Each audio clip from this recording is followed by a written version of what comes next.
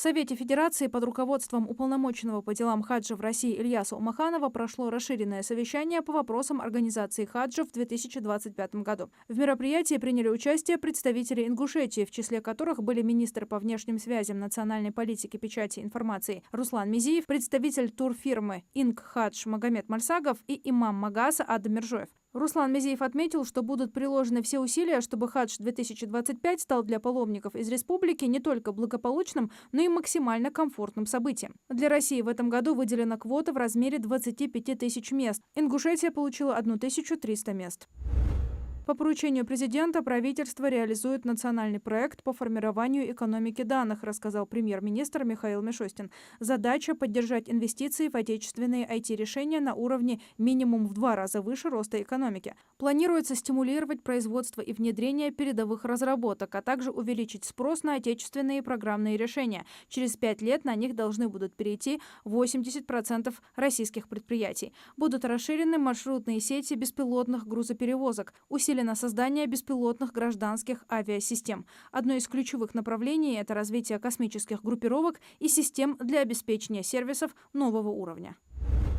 С 1 февраля на уровень инфляции, которая в прошлом году составила 9,5%, проиндексируют более 40 социальных пособий и выплат. В их числе единовременное пособие при рождении ребенка, а также ежемесячные выплаты героям Советского Союза, России и ветеранам боевых действий. С учетом индексации вырастет и размер материнского капитала. Индексация распространится и на пенсии, причем в феврале, помимо пенсии за текущий месяц, люди получат доплату за индексацию пенсии за январь. С 1 февраля в России также начнет действовать единый стандарт профессиональной мобильной связи, в первую очередь раций. Его внедрение упростит кооперацию между ведомствами и службами, которые используют аппаратуру разных производителей. Раньше такие рации были частично несовместимы друг с другом. Инспекторы Минприроды Ингушетии выявили нарушение природоохранного законодательства в области охоты. За последнюю неделю 3 охотников не вернули разрешение на добычу охотресурсов по истечении срока. В Минприроды напоминают, что такие нарушения несут административную и уголовную ответственность. Согласно статье 7.11 КоАП России, граждане могут быть оштрафованы на сумму от 500 до 1000 рублей, должностные лица от 1000 до 2000, а юридические от 10 до 20 тысяч рублей. Международная историческая акция «Диктант Победы», посвященная 80-летию Победы в Великой Отечественной войне, пройдет 25 апреля. Главной площадкой станет Музей Победы в Москве. Площадки для очного участия в диктанте будут открыты в каждом регионе страны. Участвовать можно будет также онлайн на сайте диктантпобеды.рф. В прошлом году акция прошла на 28 тысячах площадок в России и 61 стране, собрав 2 миллиона участников и более 20 тысяч волонтеров. Результаты «Диктанта Победы» могут учитываться вузами при приеме абитуриентов.